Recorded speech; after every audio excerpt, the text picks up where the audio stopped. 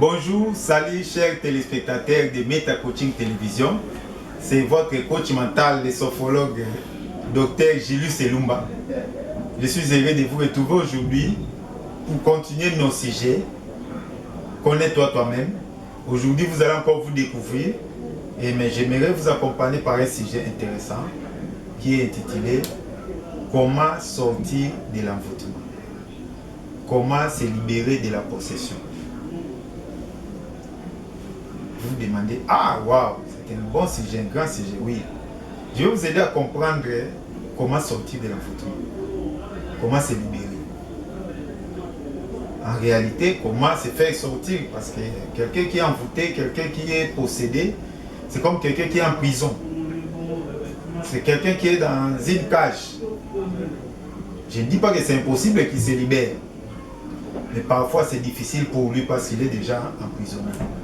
Il faudrait qu'il y ait des gens en dehors de la cage, en dehors de prison, qui font des démarches pour lui, pour l'aider à sortir de cette prison, de cette cage.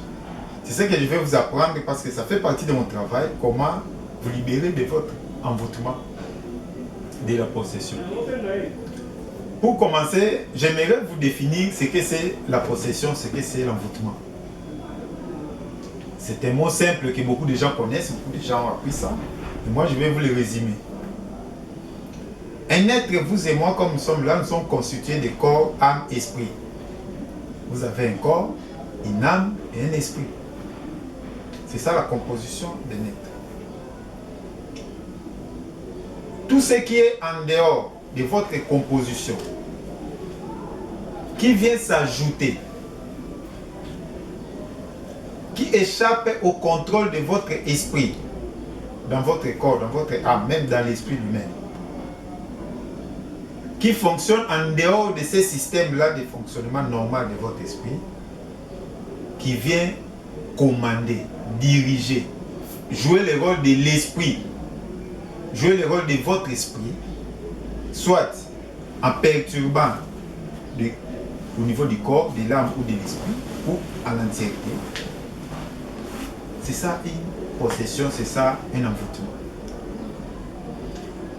En français facile, je vais vous dire qu'un envoûtement, c'est un état d'esprit ou un esprit, j'insiste, c'est un état d'esprit ou un esprit qui est en vous, qui est entré en vous et qui commence à s'activer pour diriger votre vie, soit au niveau de votre corps, au niveau de votre esprit, au niveau de votre âme.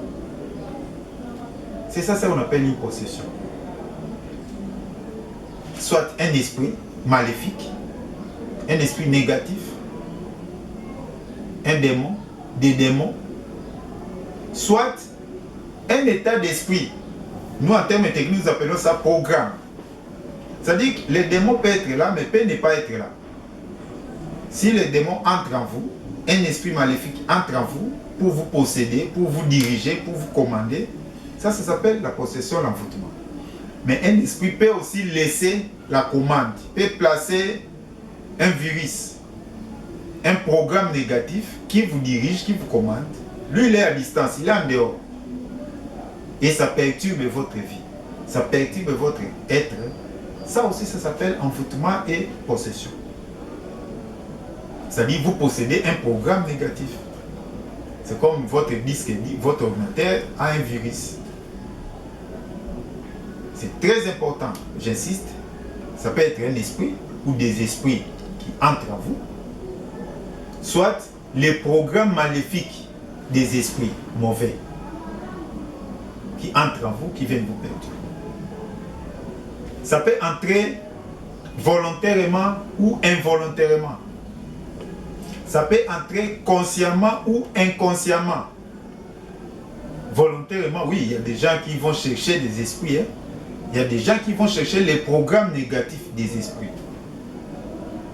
Involontairement, bon, les esprits négatifs, les gens qui utilisent les esprits négatifs, les gens négatifs peuvent chercher à vous influencer négativement. C'est ça l'ensorcellement, c'est ça la sorcellerie. C'est ça, ils vont vous envoûter parce qu'ils sont programmés pour faire le mal.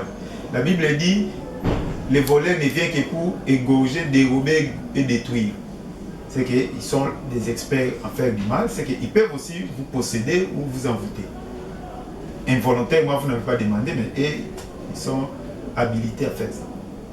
Mais ça peut se faire aussi consciemment, que vous savez que cette histoire qui m'arrive ici, je l'ai cherchée. Mais parfois, vous ne savez pas que vous l'avez cherchée, inconsciemment. Et très souvent, c'est aussi le cas. Voilà la définition pratique de l'envoûtement. La personne qui est envoûtée, parce que vous vous demandez est-ce que je suis envoûté ou pas, je vais donner même des signes. La personne qui est envoûtée, c'est quelqu'un qui a des esprits ou un esprit négatif, qui a pris le contrôle de sa vie, soit en entièreté, soit de son corps, soit de son âme, soit de son esprit. Ou quelqu'un chez qui on a placé un programme négatif qui dirige son corps, son âme, son esprit ou son être.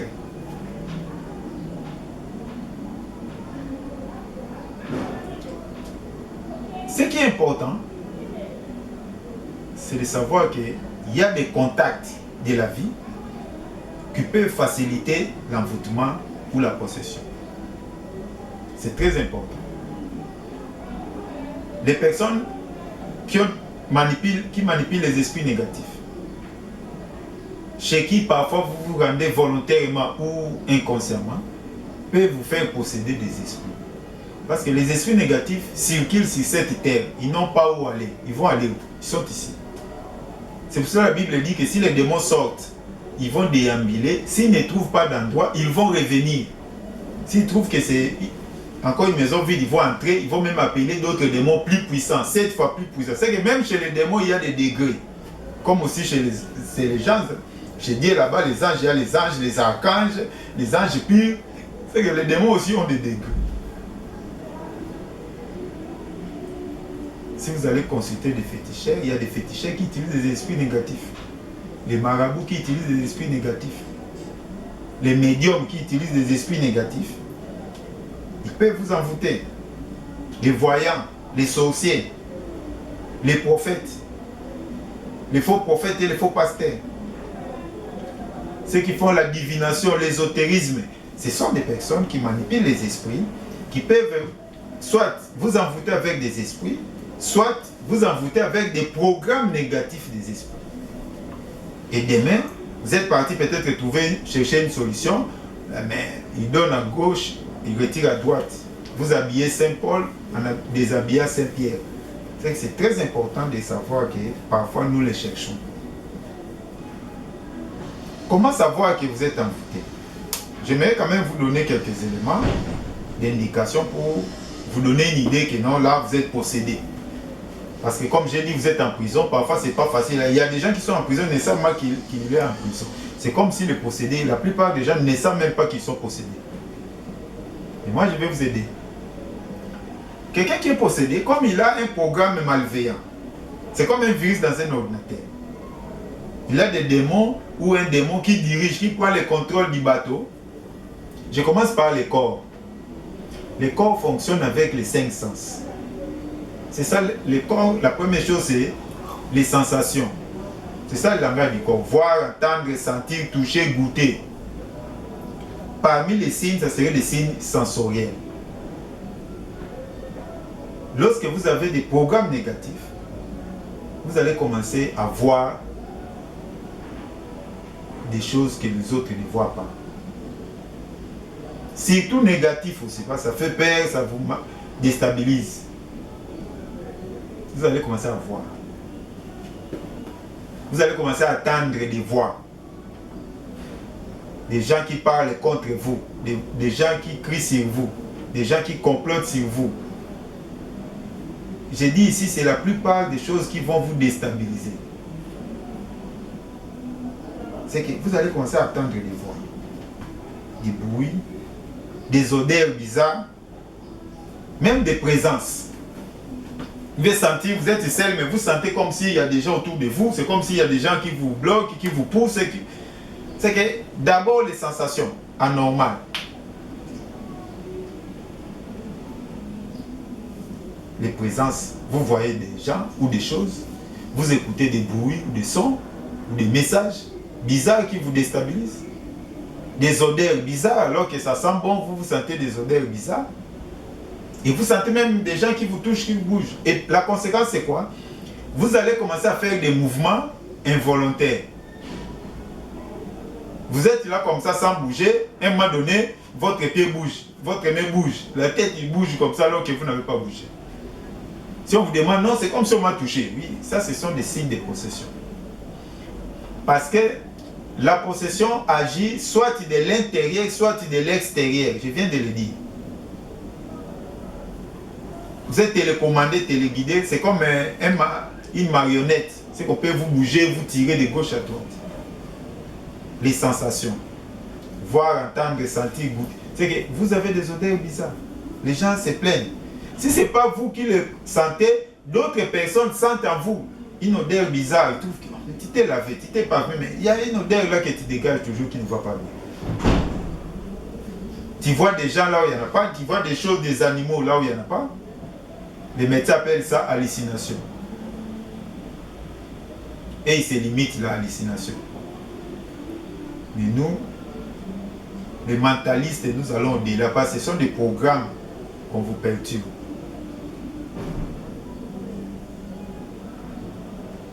En dehors des sensations, des 5 sens, vous aurez même des sensations du corps.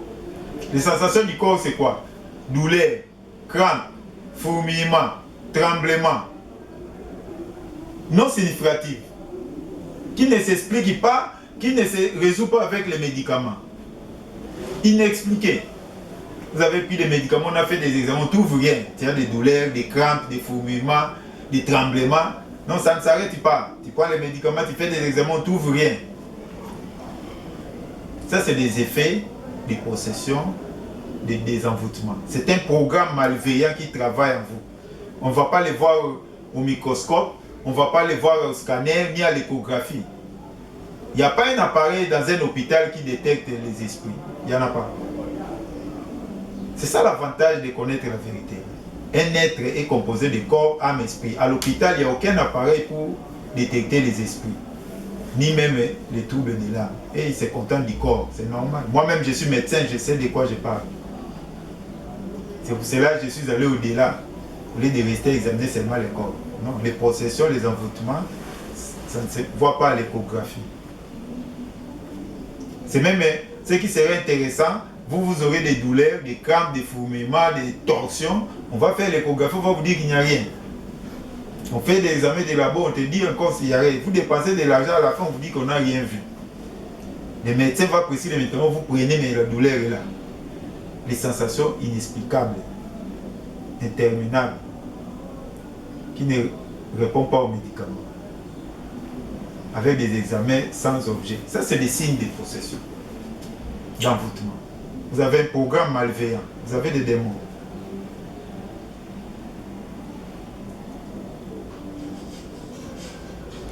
Même lorsque vous dormez, j'ai parlé, vous voyez, tout ça c'était la journée comme ça avec vos amis. Même pendant que vous dormez, vous allez faire des rêves, des cauchemars, des songes, des visions bizarres,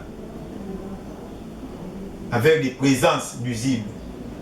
Toujours, ça serait des images qui vont vous déstabiliser, vont vous faire.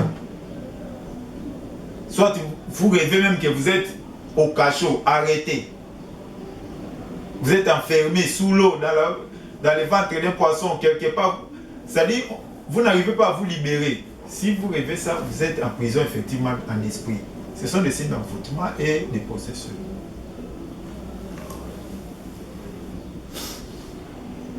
La répétition des événements malheureux, des catastrophes qui se succèdent.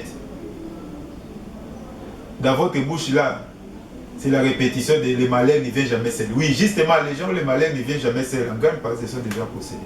Aujourd'hui, événement A, demain l'événement B, le lendemain un autre événement. Tous les événements malheureux se passent autour de vous. Vous ressemblez à un aimant qui attire tout ce qui est négatif. Ça, c'est des signes de possession, d'envoûtement. Lorsque l'événement malheureux se répète autour de vous, les catastrophes se répètent autour de vous. Les habitudes négatives, à répétition, qu'on appelle les addictions. Addiction ou dépendance. Les addictions sont des véritables signes de possession. Parce que l'homme, dans notre programme, la volonté est une arme. Mais je vais vous expliquer une addiction. C'est quoi une addiction? C'est quelqu'un qui ne sait pas mieux vivre, bien vivre sans l'objet X, sans la personne X. Par exemple, vous pouvez avoir l'addiction à l'alcool. L'addiction à l'alcool, ça veut dire que si vous ne prenez pas l'alcool, votre vie est déstabilisée. Vous ne savez plus réfléchir, vous ne savez plus être calme, vous ne savez plus manger, vous ne savez pas faire autre chose. Il faut d'abord prendre de l'alcool. Ça s'appelle addiction. Si vous ne le prenez pas, vous commencez à trembler. Ça s'appelle addiction. Si vous ne le prenez pas, vous devenez colérique, irritable. Ça s'appelle addiction. Si vous ne le prenez pas, vous ne pouvez même pas travailler, vous ne pouvez pas réfléchir. C'est ça l'addiction. Et même lorsque vous décidez d'arrêter, vous vous retrouvez toujours en train de le faire. Parce que l'addiction gagne la volonté. C'est aussi des programmes d'envoûtement des démons. Les addictions, il y en a plusieurs sortes. À l'alcool, à la drogue, au tabac, au sexe, au jeu, aux personnes. Vous pouvez être addict à une personne. Si vous ne le voyez pas, si vous ne parlez pas avec lui, vous n'allez pas dormir, vous n'allez pas travailler, vous n'allez même pas vous laver. Si vous êtes perturbé, il faut d'abord le voir. Non, la vie, ce n'est pas comme ça. Nous sommes des individus, c'est-à-dire que nous avons notre individualité. Mais si vous fonctionnez au dépend d'une autre personne, vous êtes addict. On met la nourriture, vous ne savez pas manger, il faut le voir d'abord. Si vous ne le voyez pas, vous êtes agité, colérique, vous tremblez, ça c'est l'addiction, c'est pas normal. Et ça, ce sont des signes de possession. Très probablement, cette personne-là a mis en vous un programme malveillant. Parce que la personne qui vous aime ne peut pas perturber votre vie. Voilà les signes de possession et d'envoûtement. Il y a aussi les sensations, les sentiments, les idées ou les pensées constamment négatives. Vous êtes toujours du côté négatif avec l'intentionnalité du péché religieux. La culpabilité spirituelle. C'est un signe de possession. C'est un signe d'envoûtement. Vous vous considérez comme pécheur à tout et pour tout. À tout moment, vous vous reprochez, même si vous confessez, vous vous considérez toujours comme pécheur. Vous avez toujours peur que non, j'ai péché. Tout ce que vous faites là, même lorsque vous faites même quelque chose de bien, vous considérez toujours que ça doit être un péché, ça aussi. Ça, c'est des signes d'envoûtement. Notre vie, ce n'est pas une vie de péché. Nous vivons d'abord et nous péchons de temps en temps. Et quelqu'un qui est en permanence dans les péchés, dans le raisonnement des péchés, dans la culpabilité des péchés, c'est quelqu'un qui est possédé. Ça, c'est vraiment très très important. Et il y a aussi les fantasmes. Les fantasmes, c'est la partie que nous dirons maladive. Maladive par rapport à ce qu'on appelle la névrose. Vous savez, en médecine, il y a deux sortes de pathologies mentales, même s'il y a trois maintenant avec la partie intermédiaire. C'est-à-dire, il y a les névroses, les psychoses, et puis ceux qui sont au milieu. Les névroses, ce sont des pathologies qui sont liées à l'organisme, aux organes, où la personne qui est malade connaît qu'il est malade. Mais il y a les psychoses. Ce sont des gens qui ne connaissent pas qu'ils sont malades. Comme j'ai dit, la plupart des gens qui sont envoûtés sont des psychosés. Ils ne connaissent pas qu'ils ont des problèmes. C'est l'entourage, c'est la famille, les amis qui disent que non, bon, lui tel qu'on le voit là, il ne va pas bien. Il doit avoir des problèmes. Mais même dans les névroses, là où la personne connaît, c'est là où il va se plaindre parce qu'il ne comprend pas. Dans ses comportements, il pose des actes que lui-même ne devrait pas poser. Mais il les fait.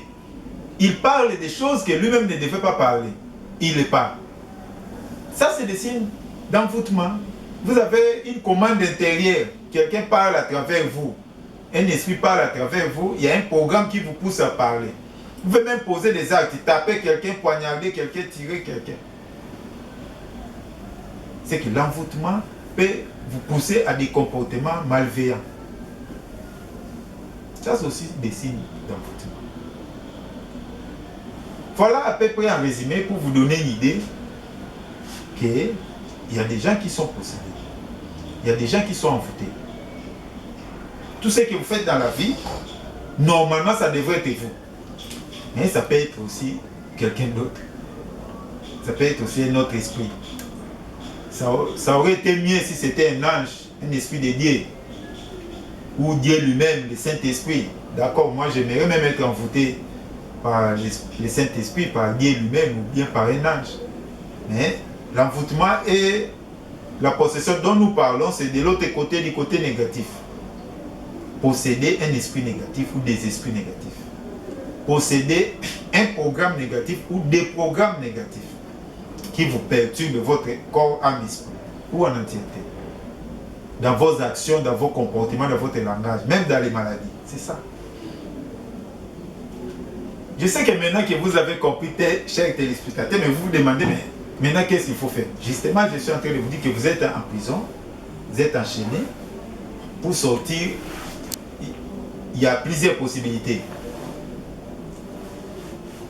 La première possibilité, c'est vous-même, vous pouvez vous déchaîner et casser les portes et tout ça, et sortir. Il faut avoir une force, il faut prendre conscience que je suis enfermé, je suis envoûté et je vais sortir.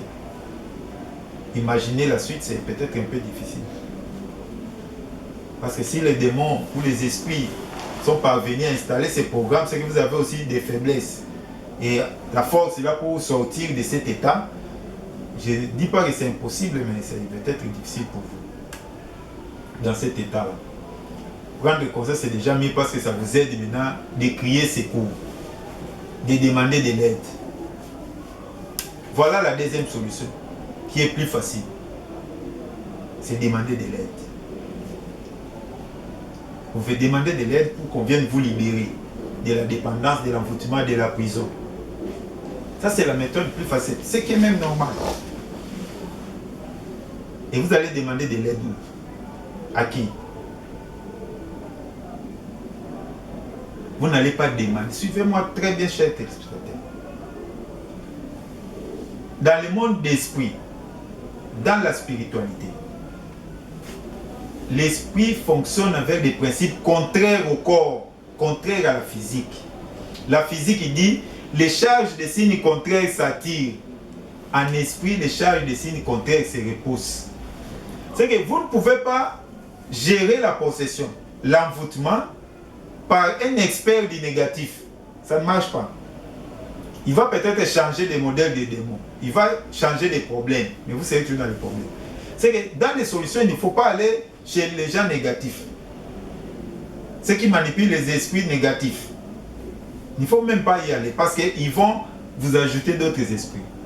Ils vont camoufler les problèmes, ils vont tranquilliser peut-être les problèmes, mais vous aurez même des problèmes plus graves. Ils vont déshabiller Saint-Pierre, ils vont habiller Saint-Paul. C'est que, où chercher de l'aide, il faut passer de l'autre côté. Il faut aller dans le côté positif. C'est là où vous pouvez trouver des solutions, parce que c'est là où il y a les programmes pour vous faire sortir de l'envoûtement. Je vais aller par échelon pour descendre. Le premier secours, c'est Dieu. C'est normal parce que Dieu, c'est Dieu qui dirige nous tous les êtres, le monde entier, que ce soit ceux qui sont du côté positif, que ce soit ceux qui sont du côté négatif. Il n'y a que Dieu qui est au-dessus de tout. Vous pouvez chercher secours auprès de Dieu, c'est ce que je vous conseille déjà. Avec votre foi, avec votre croyance, faites ça comme vous voulez. L'essentiel, vous avez pris conscience, je vous garantis, Dieu écoute tout le monde. Que ce soit les pécheurs, les malades, les fous, les normaux. Dieu est là pour tout le monde. Il est Dieu d'abord pour ça. Il est Dieu universel de tout le monde. Nous allons parler au cours de notre émission comment aussi bien demander. Parce que la Bible dit, vous demandez, vous ne recevez pas parce que vous demandez mal. Ah, c'est qu'il y a une formule aussi pour demander. Il y a aussi comment demander à Dieu. C'est écrit dans la Bible. Vous demandez, vous ne recevez pas. Parce que vous demandez mal. Ah, c'est qu'il y a une mauvaise façon de demander et une bonne façon. Nous allons y revenir une autre fois. Lorsque je descends, je trouve les esprits positifs, les esprits bienveillants, les anges. Les anges, parmi les anges, il y a des catégories d'anges. Il y a des anges habilités à combattre les démons, à combattre les esprits négatifs. Si vous voulez, une autre fois, je vais organiser une émission pour parler, décrire les anges, les sortes d'anges, les types d'anges. Il y a des anges qui sont des experts pour aller chasser ces esprits-là, aller détruire même les programmes qu'ils ont mis en place. Mais après les anges, si vous descendez, il y a maintenant les humains. Il y a des gens qui ont cette capacité-là. Soit c'est naturel, soit c'est acquis. Naturel, c'est-à-dire il est né comme ça, naturellement, avec cette capacité-là, il peut vous délivrer. Qu'on appelle les Élis. Ce qu'il n'a pas choisi, c'est sa grâce, lui il est parmi les Élis, il a cette capacité-là, il peut parler, ça marche. Il y a aussi des gens qui ont acquis ça. Les serviteurs de Dieu, en grande partie, c'est des gens qui sont des intermédiaires. Il n'est pas né avec ça, mais ils utilisent toujours la puissance de Dieu qu'on appelle Saint-Esprit.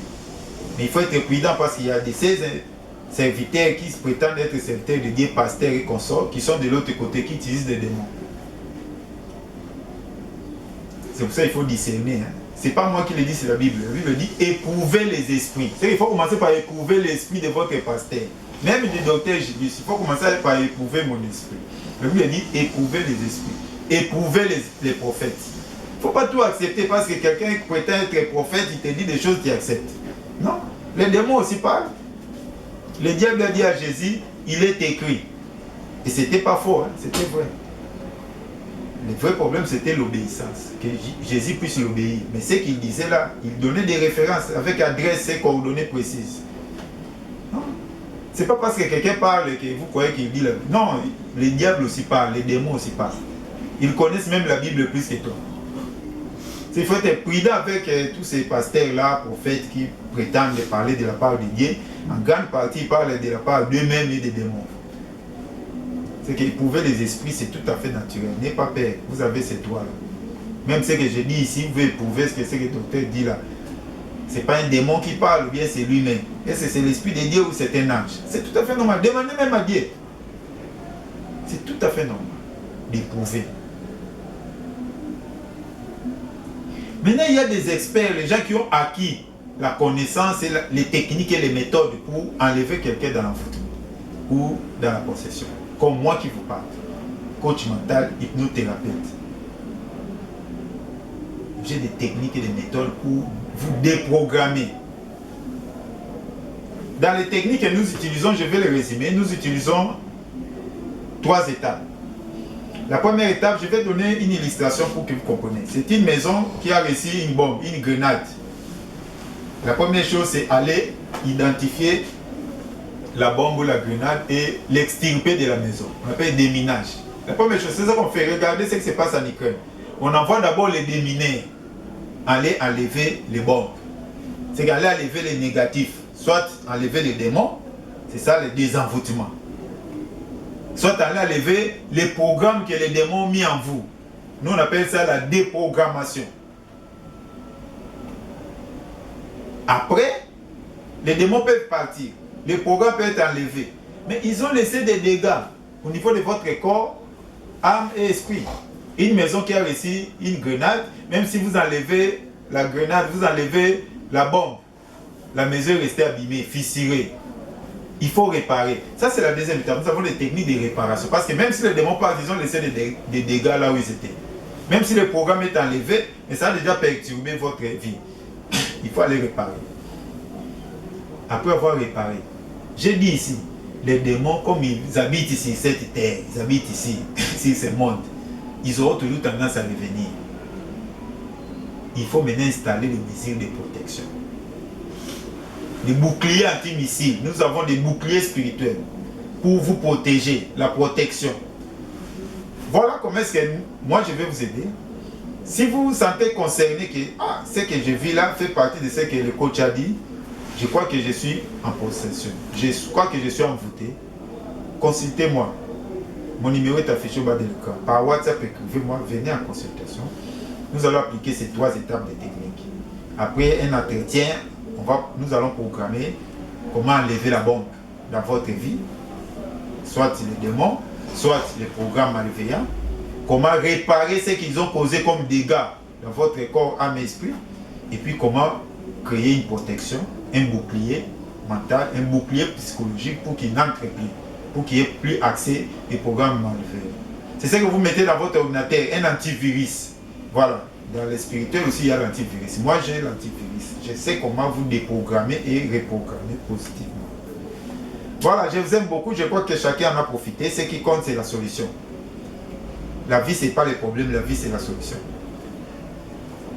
Si vous êtes du côté du problème, contactez-moi. Je vais vous aider pour passer du côté de la solution. Je vous aime beaucoup. Nous arrêtons là. Nous allons nous retrouver bientôt. C'était Meta Coaching Télévision. La télévision qui coach au-delà du coaching. La télévision qui coach au-delà de la conscience. À bientôt. Merci beaucoup.